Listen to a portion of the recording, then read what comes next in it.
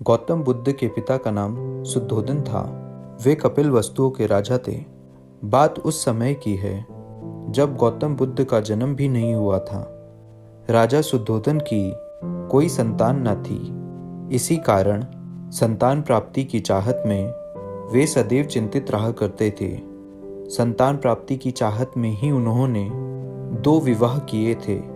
राजा शुद्धोधन की बड़ी रानी का नाम महामाया और छोटी का नाम प्रजावती था।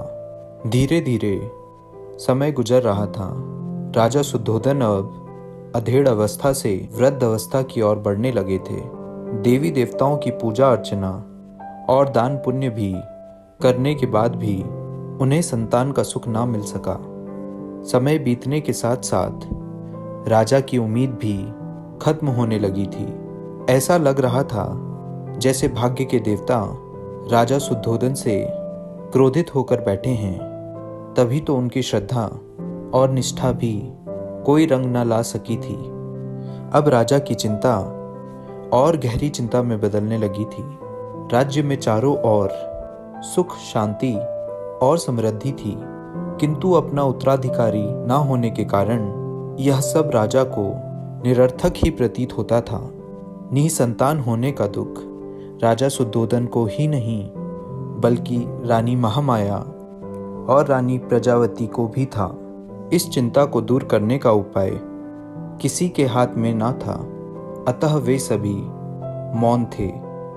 एक समय की बात है कि रानी महामाया रात्रि काल में अपने इष्ट देव का स्मरण कर सैया पर लेट गई।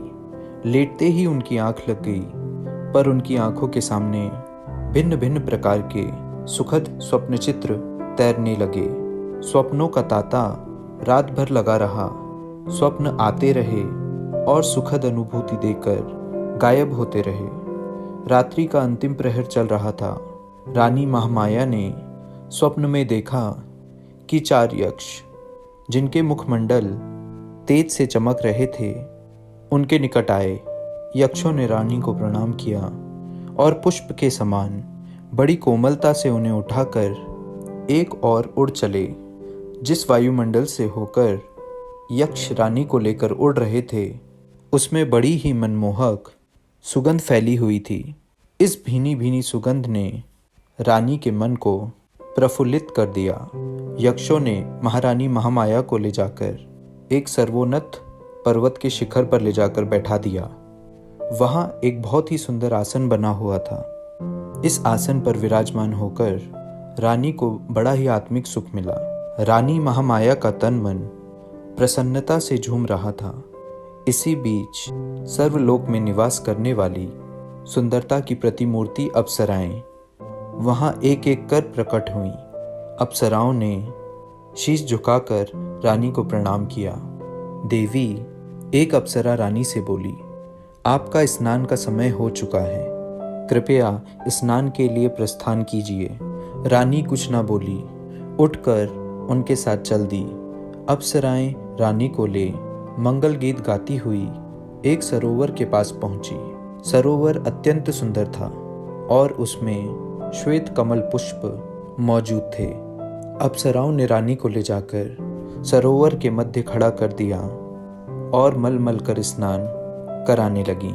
सरोवर का जल रानी के शरीर पर पड़ते ही उनकी काया कंचन जैसी हो गई। इस दिव्य जल के स्नान से रानी का शरीर भी अप्सराओं के समान ही सुंदर हो गया। रानी महामाया आश्चर्यचकित होकर अपने रूप सौंदर्य को निहार रही थी। दिव्य जल से स्नान करने के बाद उनकी काया अत्यंत कामनीय और सुंदर हो गई थी। शरीर पर पड़ी झुर्रियां भी पूरी तरीके से मिट चुकी थी। ऐसा लग रहा था जैसे मानो रानी के जवानी के दिन वापस आ गए हों। रानी फिर से एक बार जवान सी लग रही थी। उनका मन एकदम उदित और शांत था। स्नान के बाद अप्सराओं ने रानी को अत्यंत सुंदर और बहुमूल्य वस्त्र पहनाए। भिन्न भिन्न प्रकार के आभूषणों से उनका श्रृंगार किया। इसके बाद अप्सराएं रानी को एक श्वेत मरमर महल में ले गईं। विभिन्न प्रकार से उनका स्वागत सत्कार किया गया। एक अप्सरा अपने हाथों में दिव्य सामग्री से भरे भोजन की थाल लेकर प्रकट हुई। उस भोजन से स्वादिष्ट सुगंध उठ रही थी। उसने उस भोजन को रानी के समक्ष प्रस्तुत किया। जब रानी ने उसका स्वाद चखा तो उनका तन मन आनंदित हो उठा।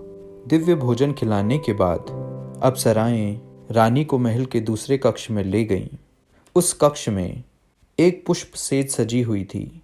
अप्सराओं के आग्रह पर रानी पुष्प सज्जित सेज पर विश्राम करने लगीं। उस सेज के सामने ही रानी को एक स्वर्ण सेल और उस पर मंडराता एक सुंदर हाथी अपने अत्यंत निकट आता हुआ प्रतीत हुआ। हाथी ने कमल के पुष्प से रानी के दाएं अंग पर धीरे से प्रहार किया और फिर छोटा होता हुआ एकदम बहुत छोटा हो गया और एकाएक रानी के गर्भ में जाकर समा गया। रानी ने भय और आश्चर्य से तुरंत अपनी आंख खोल दी। अब रानी को पता चला कि वह स्वप्न देख रही थी। बड़ा ही आश्चर्यचकित कर देने वाला सुखद स्वप्न था, आंख खोलते ही जिसका समापन हो गया था।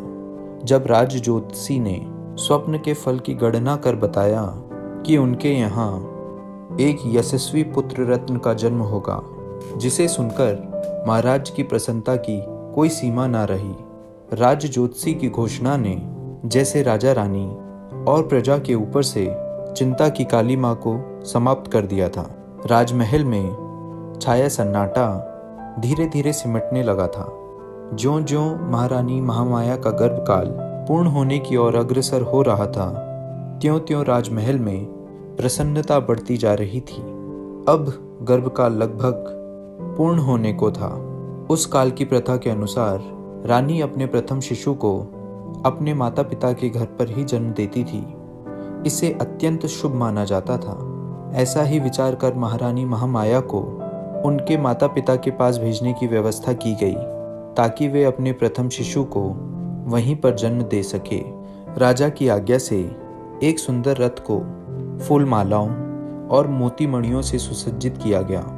उस रथ में रानी के साथ उनकी प्रिय दासियां और परिचारिकाएं भी बैठी थी। रथ के आगे आगे 6 घोड़ों पर सवार योद्धा सैनिक चले और इसी प्रकार पीछे भी घुड़सवार सैनिक चले। धीरे धीरे रानी का यह काफिला आगे बढ़ता जा रहा था कि लुम्नी वन के निकट रानी को तीव्र प्रसव पीड़ा होने लगी। परिचारिकाओं के कहने पर रथ को लुम्नी वन में ही एक उचित स्थान देखकर रोक दिया गया। बैसाख मास की पूर्णिमा थी। आसमान पर पूर्ण चांद चमक रहा था। लुम्नी वन का कोना कोना जैसे पूर्णिमा की शीतल चांदनी में अपनी मधुरिमा के साथ सुभायवान हो रहा था। इस बैसाख पूर्णिमा को जैसे सदियों से लुम्नी वन में एक महान घटना के घटने की प्रतीक्षा थी और प्रतीक्षा की घड़ियां धीरे धीरे समाप्त होती जा रही थी। यह घटना ईसा से लगभग 564 वर्ष पूर्व की है, यानी कि आज से लगभग 2500 वर्ष पहले की। रानी महामाया प्रसव पीड़ा से आकुल लुम्नी वन में पुष्पों से आच्छादित वृक्ष के नीचे विश्राम कर रही थी और परिचारिकाएं उनका तरह तरह से ध्यान रख रही थी। प्राकृत द्वारा निर्धारित शुभ घड़ी और शुभ पलों में रानी महामाया ने एक सुंदर स्वस्थ शिशु को जन्म दिया। शिशु के जन्म की शुभ सूचना अविलंब कपिलवस्तु भेज दी गई। कपिलवस्तु में राजा शुद्धोधन और रानी प्रजावती की खुशी की सीमा न रही। पूरा राजमहल विभिन्न प्रकार के मोतियों, मणियों और दीपमालाओं से सजा दिया गया। राजा शुद्धोधन और रानी प्रजावती ने पुत्र प्राप्ति से प्रसन्न होकर निर्धनों और ब्राह्मणों को खुले हाथों से दान देना प्रारंभ कर दिया। राजा ने अपनी प्रिय पत्नी महामाया और नवजात शिशु को लुम्नी वन से कपिलवस्तु बुला लिया। राजमहल में उनका बड़े हर्ष के साथ स्वागत किया गया। एक दिन आश्रित ऋषि दरबार में पधारे। राजा शुद्धोधन ने ऋषि का यथा योग्य सादर सत्कार किया और नवजात शिशु को आशीर्वाद देने का आग्रह किया। राजन, आश्रित ऋषि बोले, आपके पुत्र का भविष्य बड़ा उज्जवल प्रतीत होता है। आपकी कृपा का फल है। ऋषि देव राजा शुद्धोधन सिर झुकाकर बोले, आप कृपा करके मेरे पुत्र को आशीर्वाद दीजिए।